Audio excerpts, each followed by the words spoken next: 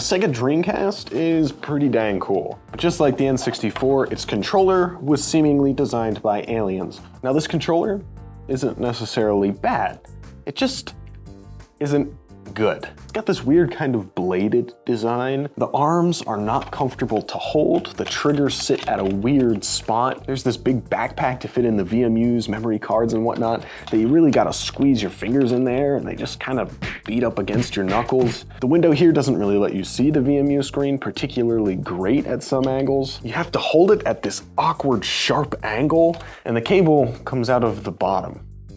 Thankfully they put this little like divot here that you can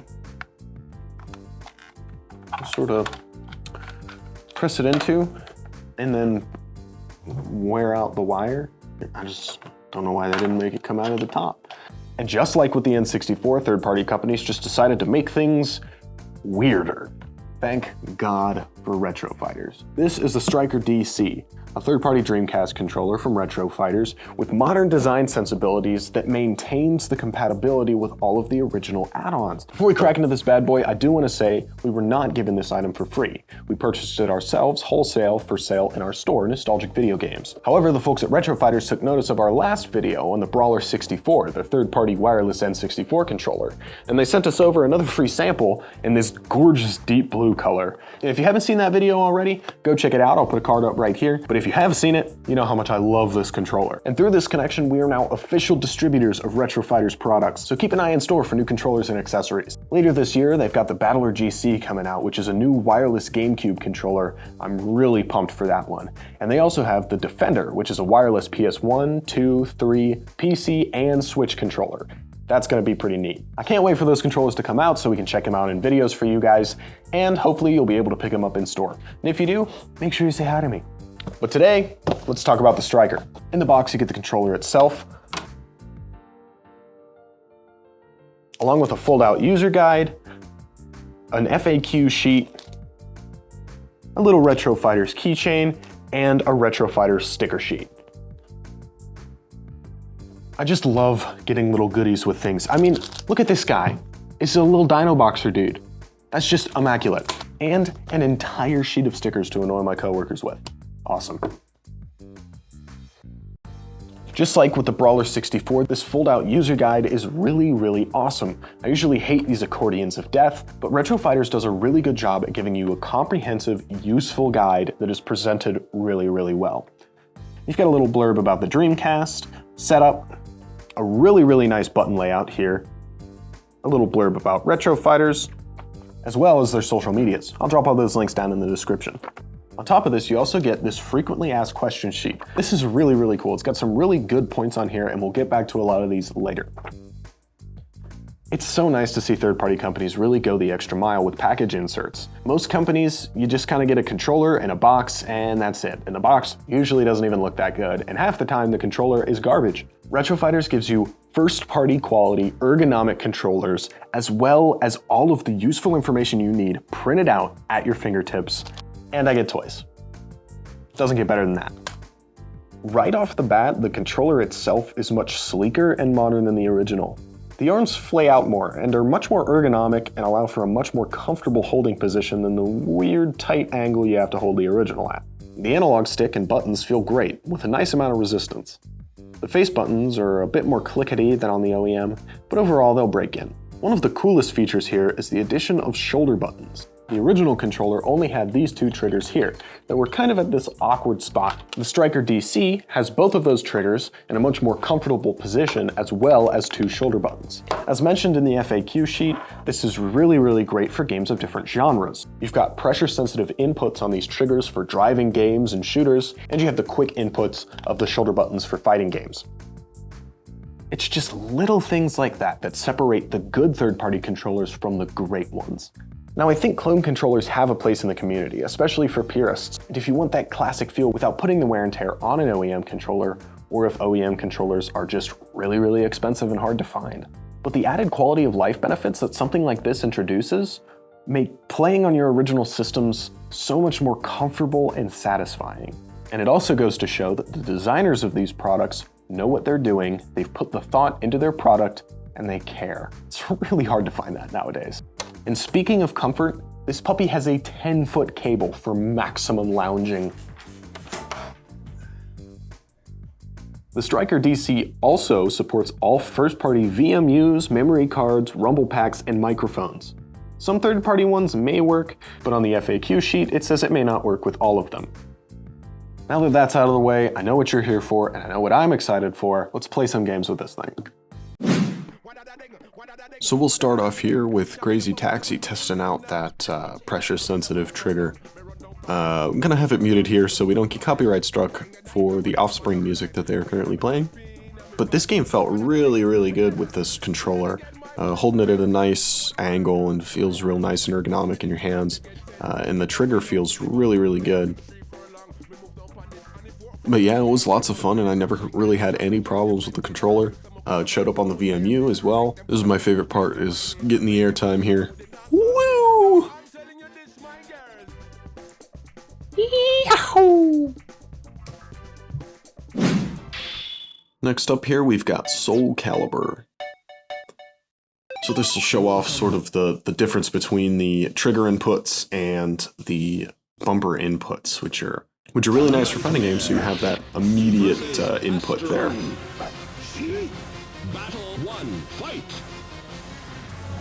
I know I've never actually played this version of Soul Calibur before, let alone on the Dreamcast, so I just sort of figured out the controls first, but you see me struggling here.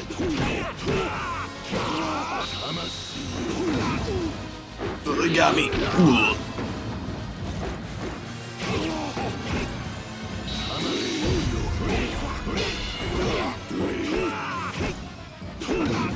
And that's it. Oof. Alright. It's game time. Get in the zone. Auto zone. There we go.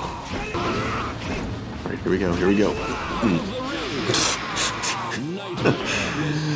I always forget in Soul Calibur you can just fall off the ring like that. Great.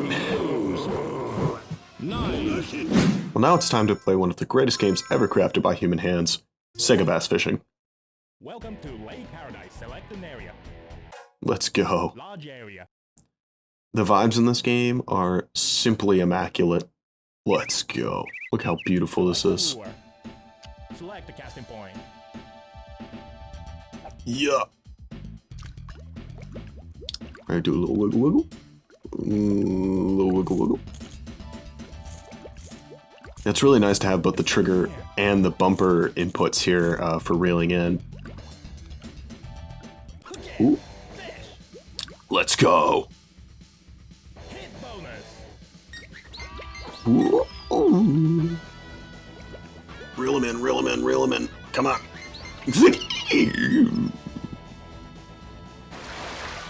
You know, I almost got you. Come on. No. Ooh. He's a biggin.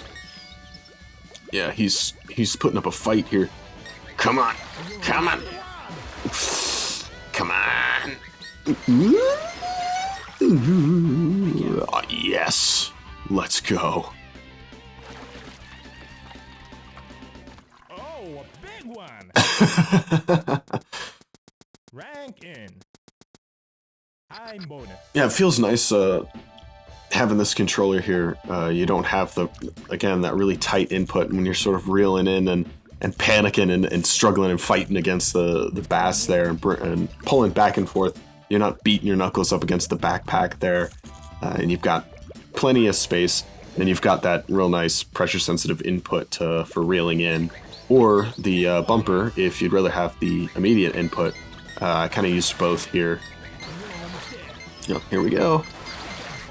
Yeah. Okay, an average size. Good job. High bonus. I love the voice lines in this game. They're so peculiar. Just fishing with the boys. It's coming near. No better pastime. Come on. Come on. You know you want it. Come on. You're just a little boy, aren't you? Just a little baby. Come on. Let's go. Fish. This game is so intense for a fishing game. But yeah, if you've never played Sega Bass Fishing, I highly recommend it. It is so much fun. So we've had a driving game, a fighting game, and a fishing game. Now it's time for a platformer. Yep, VMU detected.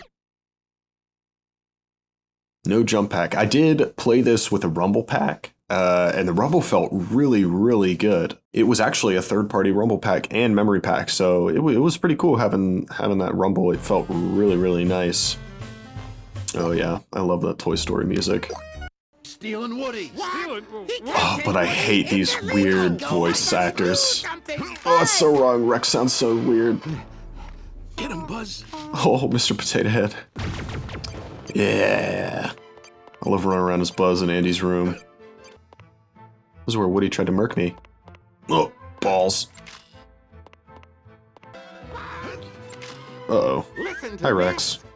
You move the boxes and shove the basement against a token. This is easier with the Cosmic Shield. Mr. Potato Head will let you use... Oh, no. It's a fetch quest. I gotta get out of here. It's cool to explore Andy's house, except like this doesn't feel canonically accurate to what Andy's house is. What are these toys? Are these like Zerg bots? Because like, where does this fit into Toy Story lore? Oh no. I did not mean to initiate this.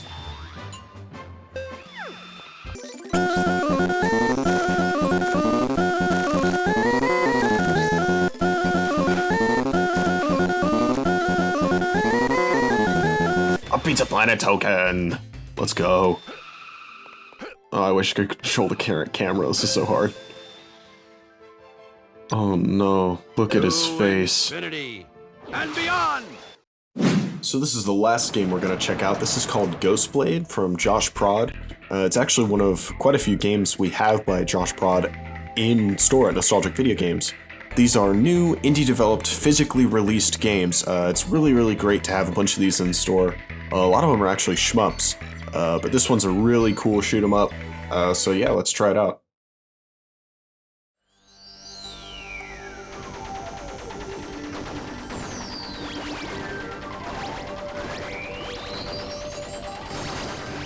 Yeah, so with shoot 'em ups like this, there's so much on screen, so you really gotta have fine motion here. And I had no problems controlling this. If there was any sort of drift or input lag, you definitely would feel it in a game like this, but I felt absolutely fine. And I had to re-record this 3 separate times, so I had quite a bit of time in this game, and I didn't really feel any problems. I'm just kind of bad at games that I have to keep track of this much stuff on screen at once. Yeah, the soundtrack in this game is awesome too. Yeah, and you can sort of focus your beam like this, it's really cool.